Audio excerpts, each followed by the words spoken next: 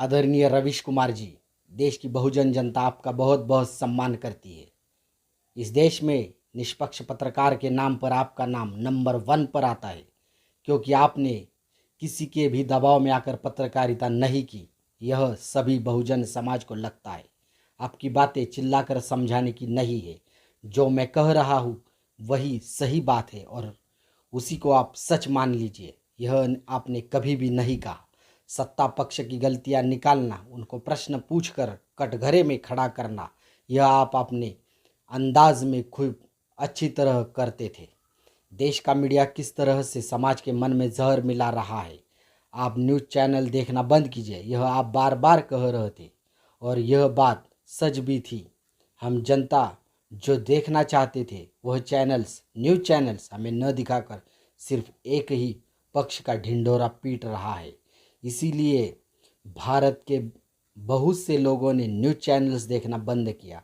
उसी दौरान यूट्यूब पे आप जैसे कई पत्रकारों की नौकरी जाने के बाद यूट्यूब पे न्यूज़ देना चालू किया। वह हमने कुछ कुछ हद तक पत्रकारिता दिखाई दी और समाज का एक बड़ा तबका यूट्यूब न्यूज़ देखने लगा।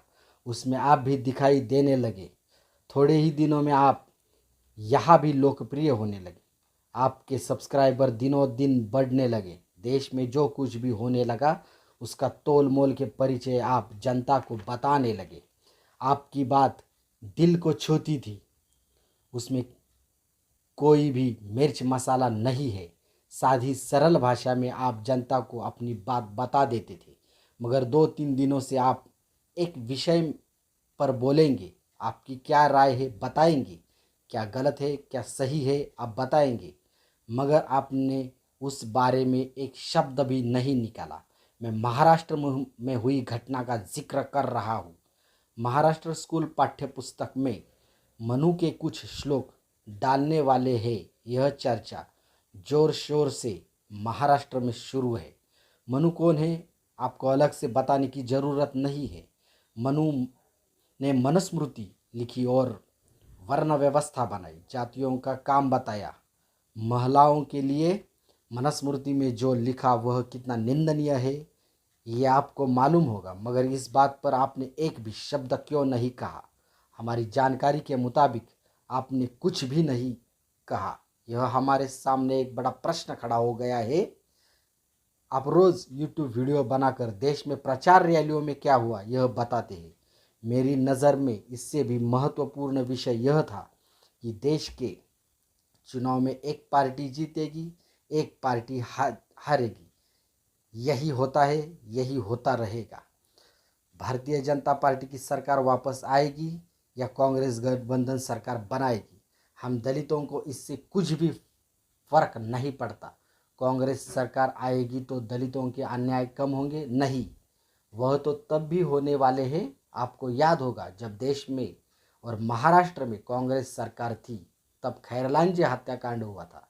बीजेपी सरकार केंद्र में थी और उत्तर प्रदेश में भी बीजेपी सरकार थी, तब भी हाथरस हत्याकांड हुआ था। और ऐसे अनेक अन्य अत्याचार होते रहते हैं जिनकी न्यूज़ चैनल वाले न्यूज़ बनाते नहीं। जिस कांग्रेस की मैं बात कर रहा हूँ उस कांग्रेस समय खैरलांजी हत्याकांड हुआ था और राहुल जी गांधी और उनकी बहन प्रियंका गांधी मिलने नहीं गए थे क्योंकि सरकार उनकी थी, मगर हाथरस पीड़िता के लिए सांत्वन पर मिलने गए थे।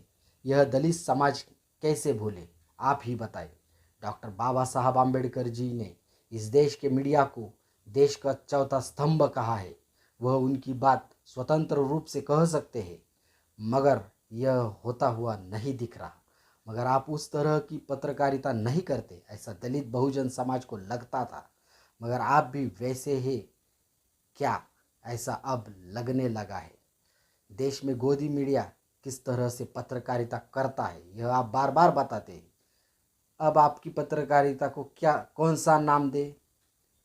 माननीय नरेंद्र मोदी की सरकार आएगी या चली जाएगी, इससे आपको फर्क पड़ सकता है, हमको नहीं।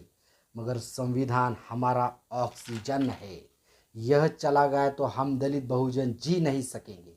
उसमें तो महाराष्ट्र में मनुस्मृति की कुछ पंक्तियाँ पाठ्य पुस्तक में डालने की बात हो रही है और आपने एक भी टिप्पणी नहीं की, यह निषेधार्ह है।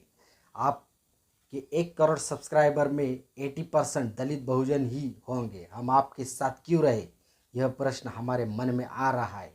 जिनके देखने पर आप 2 पैसे कमा रहे हैं, आपकी रोजी रोटी चल रही है, उनके बारे में बोलना आपका कर्तव्य था, मगर इतने दिन इंतज़ार करने के बाद यह आपको मैसेज के तौर पर वीडियो बना रहे हैं।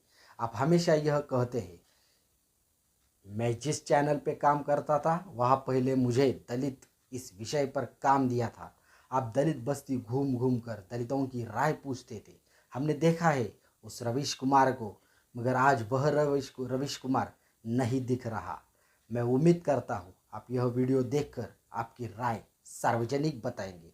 एक वीडियो आएगा मनु के बारे में, महाराष्ट्र के महाड़ में मनुस्मृति जलाई गई, जितेंद्र आव्हाड ने क्या गलती की, यह पूरे देश को बताएंगे।